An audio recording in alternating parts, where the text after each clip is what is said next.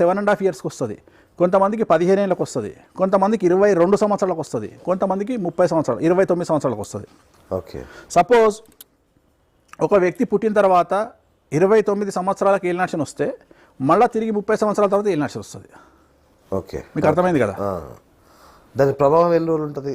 7.5 సంవత్సరాలు ఉంటుంది. రెండోసారి టార్చర్ ఎక్కువ ఉంటుంది, అచ్చా, చాలా ఎక్కువ ఉంటుంది. ప్లస్ రాశుల మీద కూడా ప్రభావం ఉంటుంది.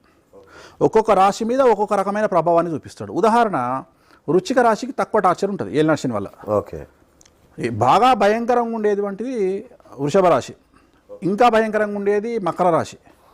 మకర రాశిలో రెండోసారి వచ్చినప్పుడు తండ్రికి కానీ తల్లికి కానీ ఖచ్చితంగా ప్రాణగండం ఇస్తాడు. బాబోయ్, ఈసారి మీరు మకర రాశి వాళ్ళని ఒక ఆట ఆడుకుంటున్నారు. ఉన్నది చెప్పాలి, తప్పదు. రైట్. ఇప్పుడు అంతెందుకండి, చూసినా అంతెందుకండి, నా సొంత అన్నకు మకర రాశి రెండోసారి ఏలినాశనంలో నా తండ్రి చనిపోయాడు. అయ్యో, సారీ. మేమేం అతిథరం కాదుగా.